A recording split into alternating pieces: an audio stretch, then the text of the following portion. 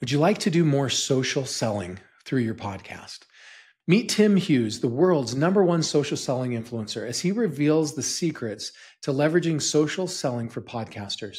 Discover how to transform your social media presence into a powerful tool for building influence, making connections, and growing your audience. Timothy shares game-changing strategies that have helped cold callers become social selling superstars, boosting response rates from 1% to 9%. Get ready to revolutionize your podcast potential and unlock a world of opportunities with social selling.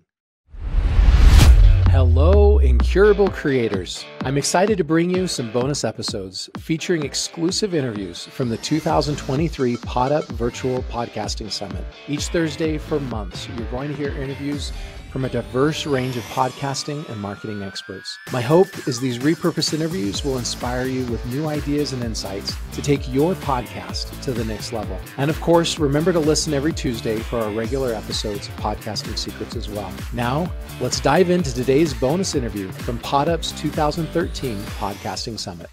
Hello, I'm Nathan William, and I'm your host for Podcasting Summit.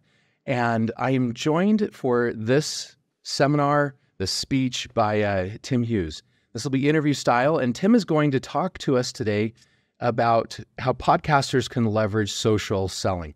Tim is the world's #1 social selling influencer. He's written a couple of books, including a book on social selling, and he and his company operate 5 different podcasts. So he's going to add a lot of value today about how podcasters can leverage social selling. Thanks for joining us, Tim. Thank you, Nathan. And I'm really excited to talk to you. It's great to have a conversation with you and talk to you and try and share some of the experiences that we have. Can you start off by just giving us a quick overview of what is social selling? So many people think that when someone connects to you on social and then pitches to you, that's social selling. It's not, it's spam. We've actually generated a definition, which is social selling is using your presence and behavior on social media to build influence, make connections, grow relationships and trust, which lead to conversational and commercial interaction. The key thing about social media is it's social media. And what we're doing is that we're using it as a mechanism to get more conversations. And why is social selling so important to podcasters? It enables us as a team or as a podcaster to connect with people, to allow us to have conversations. And podcasts, in a way, allow us to get far more greater reach than just connecting to people or the old methods of sending people emails or cold calls. We all are seeing this proliferation of spam on social media. How do you differentiate spam from genuine social selling? Most spam comes from what would be termed interruption marketing, which is where someone basically interrupts you and then pitches. So that's exactly the same as cold calling, email, or where someone comes to social media and connects to you and pitches. Unfortunately, spam is spam. There's nothing I can talk about it, but apart from evangelizing and going on and telling people to stop doing it and spamming. Social selling is the mechanism of having, first and foremost, having a great profile. So a profile that your buyer would be interested in. So if you think about social media, LinkedIn, for example, there's 950 million people on it. Every day they walk past your shop front, and what they're doing is, as they walk past it, is they're making a decision. Are you interested and can you help me? Or are you just another salesperson that I'm going to try and avoid? And your job is to have a shop window which is interesting and will actually invite people in. And that's not having something about you. It's about having something about the buyer and understanding their business issues, etc. And that's one of the things that you can do is have a buyer-centric profile that people will see that you're the expert that you are. So if someone's watching a podcast and you're running that podcast and they see that you're an expert, they're more likely to approach you and say, I think you could actually help me. And we have customers where people are walking across social media, contacting the people, and they're doing multi-million-dollar deals. That's kind of the difference. And sometimes those are even really small podcasts that don't have tens of thousands of followers. They don't have huge reach, but they're still making millions of dollars a year because they're so targeted, to their ideal. I can take a list. We use Brand24 to measure for social media listening. And I can prove in it pretty much any report that followers is not a measure on how influential you are. And yes, you can have a podcast of actually only a few listeners, but it's still influential. Okay, so a minute ago you talked about a buyer-centric profile, and I'm trying to wrap my mind around how to best do that, because we all want that.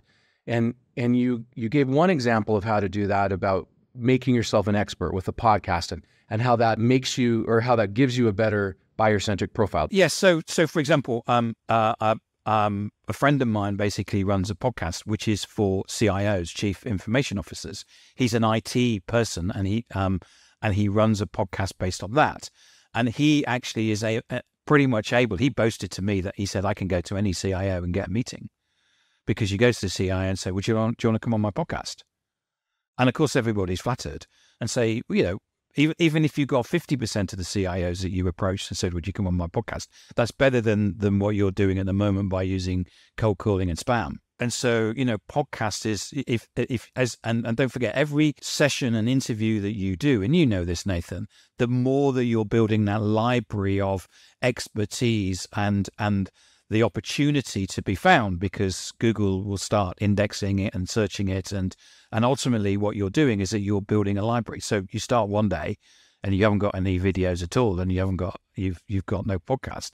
And within a year, you've got 50 podcasts or 300 podcasts or whatever. And what you're doing is that you're building that library of expertise. And I love what you said. In addition to the library of expertise, you invite the guests on the show that would be your ideal customers, the people you would want to sell to, or build relationships in your industry. If you're in the CIO industry, like the example you gave, and you sell a product to CIOs, the decision maker that decides whether or not their company buys your product, invite the CIOs on your show and get them to know you, like you, and trust you, and then your chance of actually selling to that person radically increases. So, for example, I run a podcast called Tim Talks, which is where I find interesting people to interview. And what we do is that it's a 20-minute interview, and what happens is that hopefully the audience will learn something. Now, that does mean that I have an opportunity to go to a whole bunch of people, and we always do a preparation call, 30-minute preparation call beforehand. So I'm able to actually structure what I'm going to talk about so it comes out as a conversation. But it means that I can go to anybody in the world and say, do you want to come on my podcast? And then what I have is 30 minutes interview with a person where I actually get to know the person. Pick any senior person out there. We say, okay, we'll approach them and Tim will interview them. So your ability to get to talk to your prospects or your ideal customer profile accelerates, because everyone's flattered. Do you want to come on a podcast? Of course I do. I'd be really flattered, about that. And what you're able to do is then actually spend time with a person. It's a great way of getting in front of people, in effect, building a relationship with them. And ultimately you're going through that step of, we said, using your presence and behavior on social media to build influence, make connections, grow relationships and trust, which lead to conversations and commercial interaction. Can you share with us a few stories or case studies of podcasters that have effectively implemented social selling and what that's done for their business? So we run my business partner, Adam Gray, he runs a podcast on Friday afternoons UK time, which is called That Album. And Adam and I of an age where we remember the time before the internet and Spotify, where you actually had to buy physical music. I'm actually a collector of vinyl records, but that's by and by. So what happens is that every week he and a guest talk about a particular album.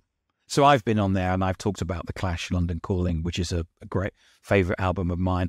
I've been on there and talked about Beatles Revolver with Adam, because that's a favorite Beatles album of his.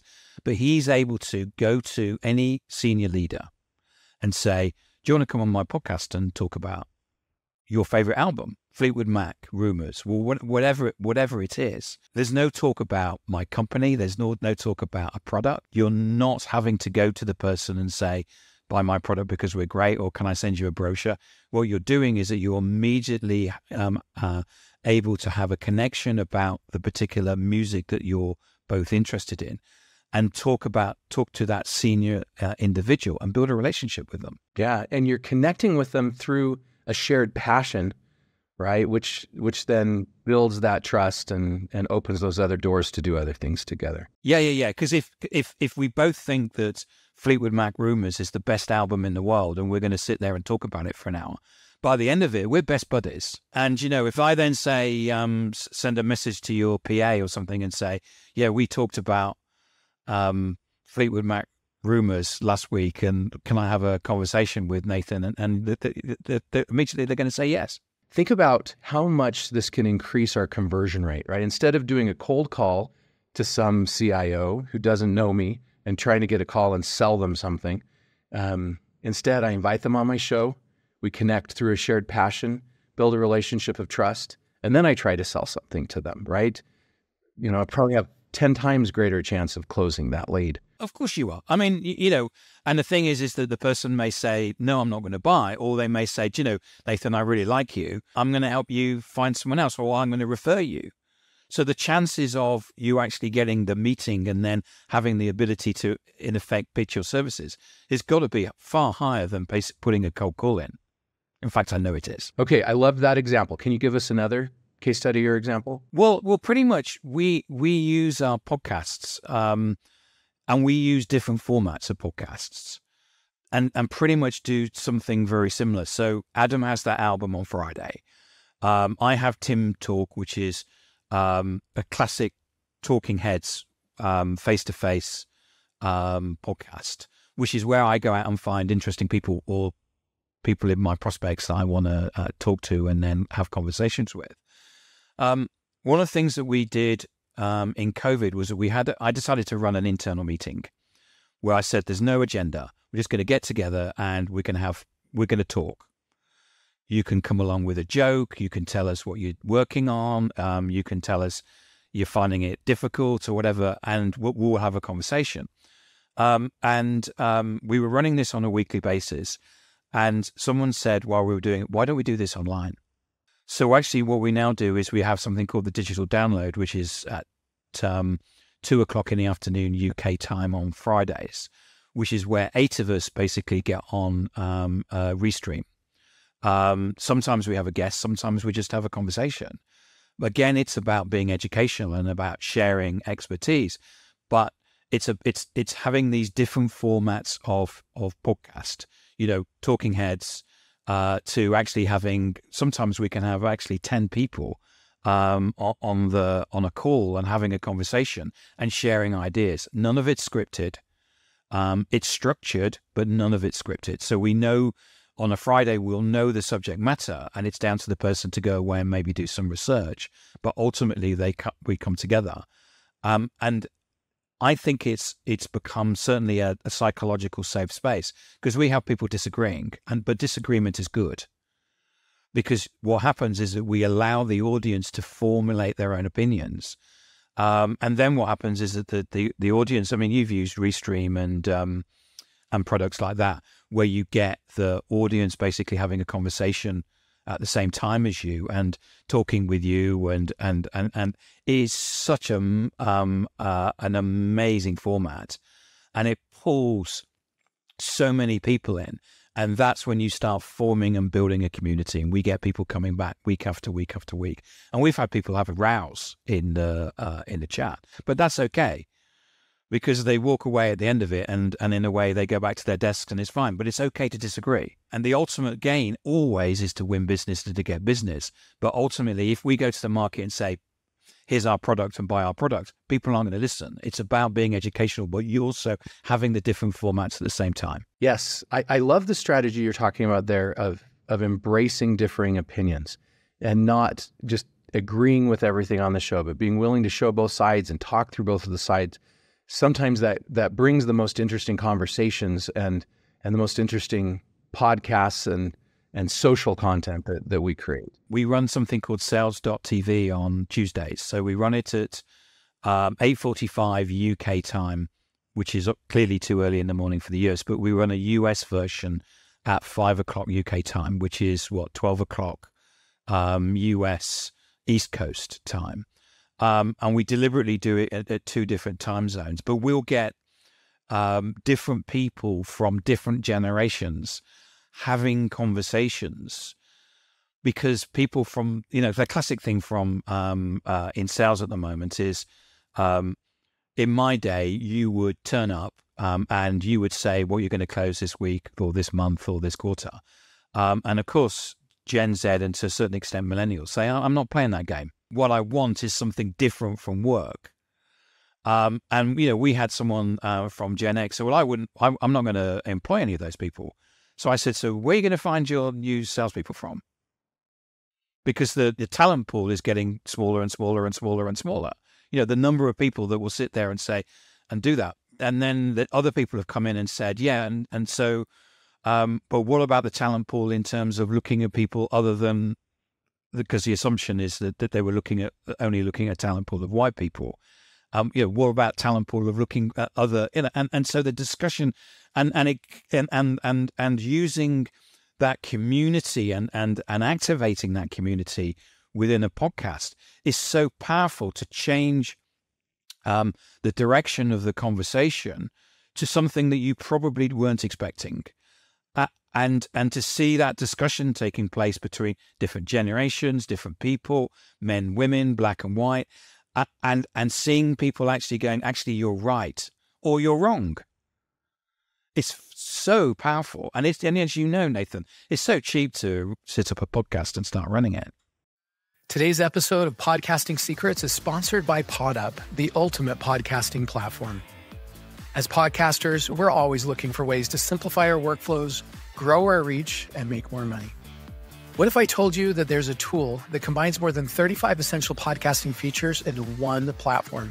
That's exactly what PodUp offers, and it's transforming how we create, grow, monetize, publish, syndicate, and do so many other things with our podcasting content. From recording and editing to website building and audience engagement, PodUp covers virtually the entire podcasting process. What sets PodUp apart is its focus on growth and monetization. The platform includes AI-powered features that help you save time on tasks like creating short video clips and transcribing episodes. It also offers tools for guest management, content syndication, and email list building, all accessible from one centralized dashboard. For those of you looking to turn your podcast into a revenue stream, PodUp provides integrated monetization tools that help you market products, courses, and services directly to your audience. What's even better is that with PodUp, you don't have to waste time and money switching between multiple softwares to produce your podcast. With PodUp, you get all 35 modules within one fully integrated platform and for a fraction of the cost. If you're interested in simplifying your podcast workflow while expanding your reach and making some money while you're at it, check out podup.com. That's PODUP.com and get a free trial of the software. Now, back to the show. What are some of the other social selling strategies that podcasters should be looking at? So there's 3 things that you need to know about social selling. The first is what I mentioned before, is about having a buyer-centric profile. Your profile on social media needs to reflect your buyer, not you. So you need to be showing to them your expertise, the fact that you can help them. They need to be looking at your profile and going, I think you can help me. Because if you are just another salesperson, all that people will do is just run away. Because I think Gartner figures, was it 80% of people don't want to talk to salespeople? So if your a LinkedIn profile is a CV, you're clearly looking for another job. If you're sitting there as a salesperson, no one wants to talk to you. The second thing is that you need to grow your network. You need to have a very wide and varied network. So you need to be connecting, so not connecting to people and pitching, but connecting to people and saying, hey, Nathan, I've seen your LinkedIn profile. You look really interesting. I love the shows that you've been doing and podcasting stuff. Can I connect to you? Because I think I can learn from you. And what that does, apart from the fact that Nathan feels very flattered, is that opens you up to have a conversation, not necessarily about your products and services. That can come later. But it's about opening up that Nathan's network and having the conversation. Because what you need to do is grow your influence. to get your podcast out there and to get more listeners, you need to make sure that you're connected to more and more people.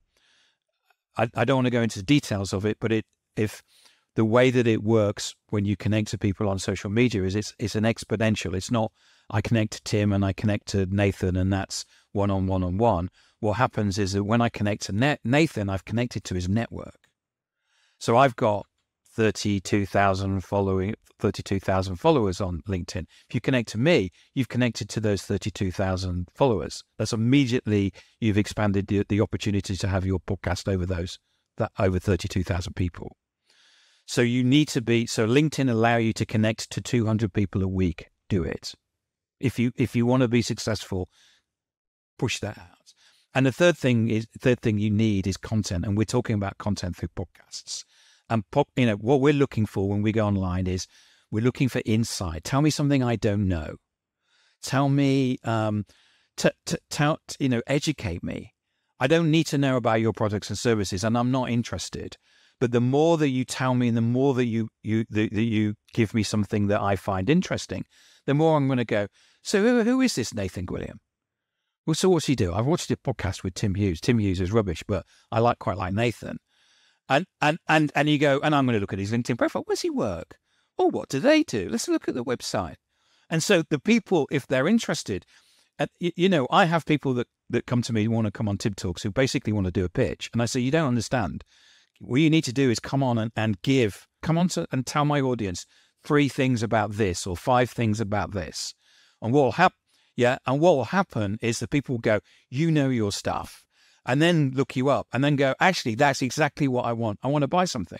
If you come on and say, this is about my product and these are my services, people will go, oh no, I've had enough of this. We're inundated with people telling us about their products and services. It's a subtle difference. What are some of the benchmarks that we should be looking at to compare the outcomes of social selling through podcasts with traditional methods like cold calling? We've actually, at the beginning of 2023, we took a bunch of people who were cold callers and we retrained them in social selling. And we said, right, you're now going to do outbound. Just carry on doing outbound, but you're going to use social selling rather than cold calling. What we found is that when they do that, when they were doing cold calling, they were getting, maybe a 1% response rate, probably even less than the 1% response rate. With social selling, they're now getting a 9% response rate. And don't forget that whenever you do some sort of cold outreach, what you're looking for is a next action. It's a demo or a discovery call or something like that. And what we're finding from that 9% response rate is that we're getting a 33.6% agreement to a next action. This is absolutely, there's no other demand gen facility that's basically doing this right now. And that's because what you're doing is that you're bringing people in to actually want to have the conversation. The other thing that we found, which was really interesting, was that the cold calling people hated their jobs. We couldn't recruit them. We couldn't retain them. They hated getting up on Monday mornings.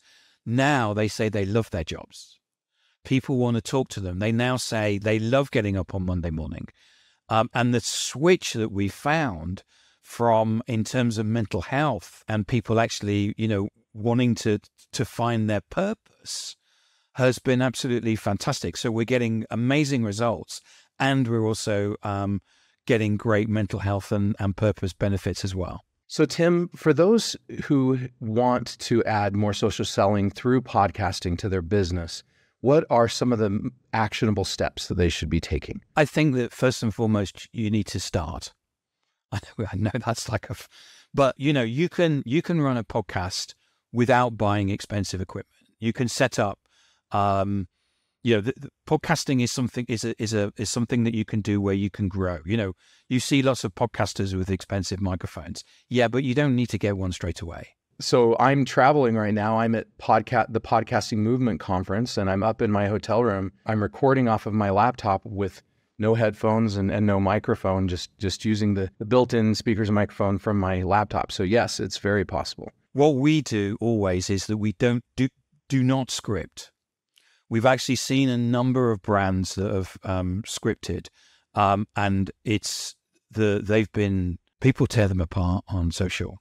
I'm not going to mention who they are, but there was somebody. So we actually ran our digital download the following week, and I actually wrote a script as a joke, and we ran it, and we ran because there was people that were they were like reading the script, and it was just awful. So, and don't be afraid to make a mistake. I mean, first and foremost, you need to understand some of the technicalities. But it's if you make a mistake, everybody knows that you're human, and we all make mistakes. And if you don't show up 1 week because you can't get the equipment to work, then it doesn't matter. Allow you to make mistakes, experiment, see what works, do it at different times and see what works. But make sure that you've got the ability to from your leadership to experiment. But just do it. Find people to begin with that you're comfortable talking to. I've got a lot of friends who start podcasts, and I say, I want to be your first guest. They say, yeah, but there's no audience. I said, I don't care. I just want you to be comfortable having a conversation with me that ultimately that you can put out there. And then you move on to your second guest and your third guest and your fourth guest. You know, Nathan, all you have to do, one a week or whatever it is, just get into the cadence of doing it. And then you'll find, if you do one a week, in a year's time, you've done 50. And then you look back and go, wow, I've got a podcast and I've got 50 episodes. It's about showing up. And I think the consistency of like, right, I'm going to do one a week. Okay, right, we'll just make sure that you're cranking the handle. And some people will drop out and stuff like that, but that's okay. And sometimes you'll make a mistake and some people won't be able to work out the technicalities, and that's all okay. But just keep doing it. You know, I started my podcast. So the reason I started my podcast, which was back in 2016, was because I was afraid of video. I come from a generation where there was no video. If you think about it, we didn't have a video camera, and photos were, it was a camera, and it was kind of, what would happen is that the camera would come out of it and would be held in a cupboard, and it would come out every 18 months. It's not like a society now where we can fire off videos and off our phone or something like that. And I wasn't comfortable on video. So I started a podcast. I mean, what worse thing can you do to push yourself out of your comfort zone than to start a podcast because you're scared of video? But, I don't know how many episodes I don't count. But that was back in July 2016, and I'm still doing it here in 2023. Okay, so you talked about the mistake of reading from a script, and I've made that mistake before, and I agree. That is, do not do that. Do not ever do that.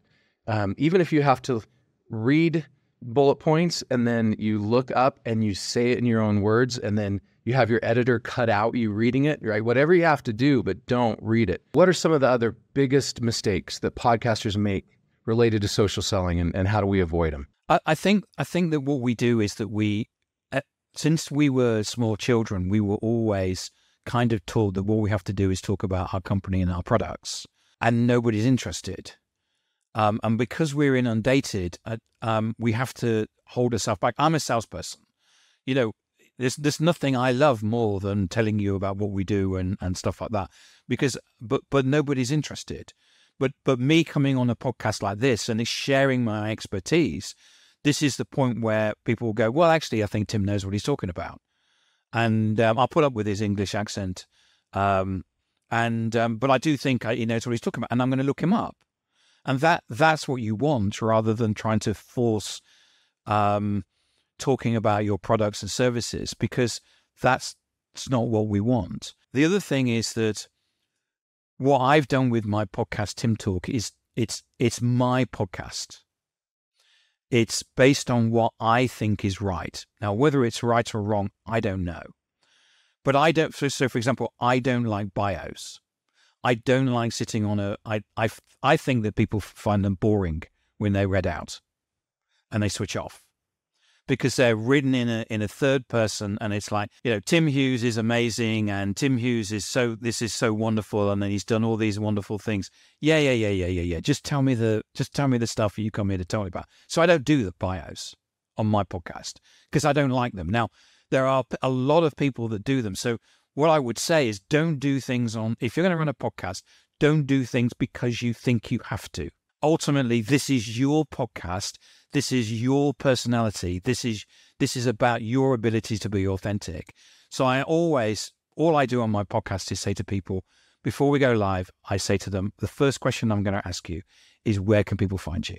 And the reason why I tell them before we go live is a couple of people are frozen when I said, where can people find you? But people then decide it's their website or it's their LinkedIn profile. And some people are different. They have their own blog or whatever. The learning is, it's about you and about being yourself, and it's about coming across as your personality. I happen to find bios boring. You may like them, therefore you do them. But don't do things just because you think it's a podcast and there's some sort of format I need to sit and work to. This is your thing. Show your personality. And by the way, just so everybody, I'm an introvert, so you don't have to be an extrovert to run a podcast. Yes, I can talk, but you don't have to be. In fact, on my podcast, my best podcasts are where I don't say anything at all, because this isn't about me, it's about the other person. This is about, when you come on my podcast, I'm going to make you look amazing by asking you questions that I've worked out with you previously. So we're going to work to a structure. You're going to come across as an amazing person and show your expertise.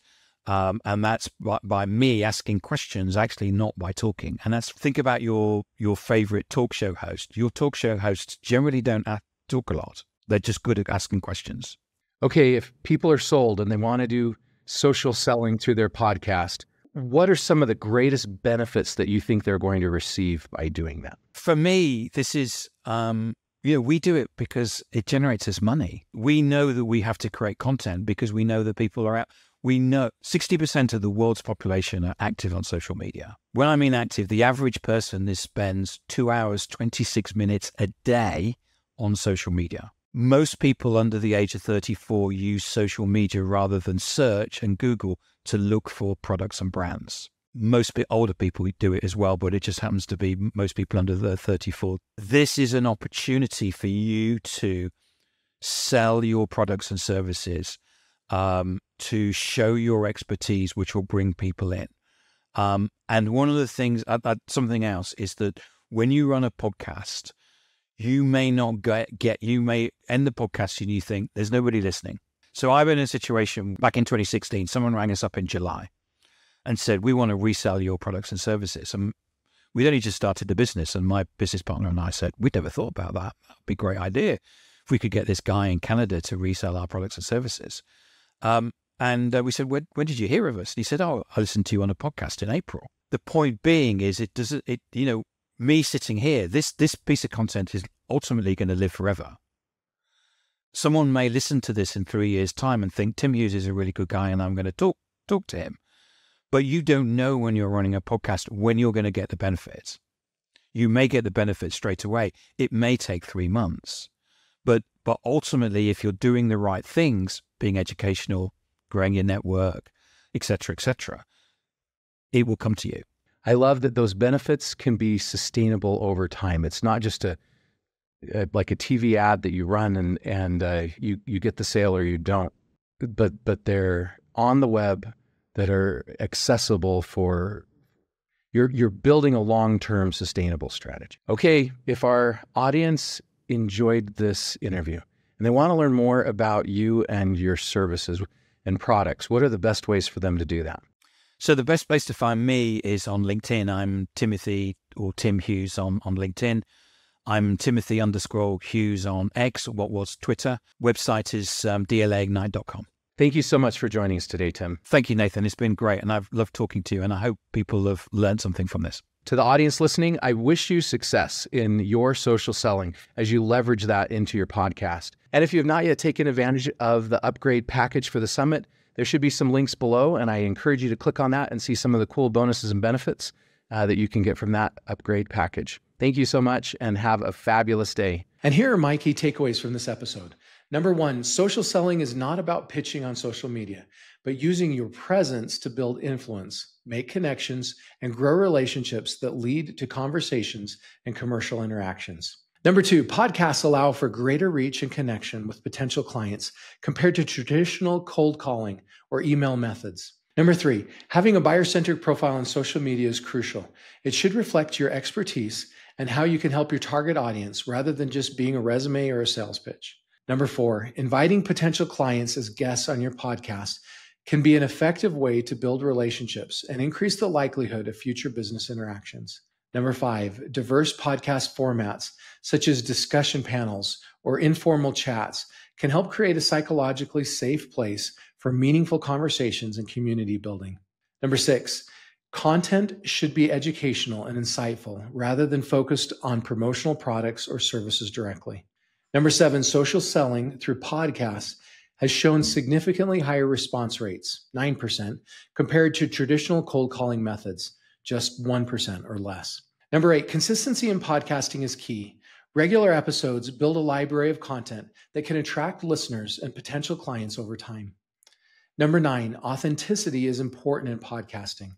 Hosts should develop their own style and not feel obligated to follow a specific format just because others do. And finally, number 10, the benefits of social selling through podcasts may not be immediate, but can be long-lasting, and the content remains accessible and can attract new leads even years after publication. Thank you for joining me for this episode of Podcasting Secrets. I wish you success in your social selling.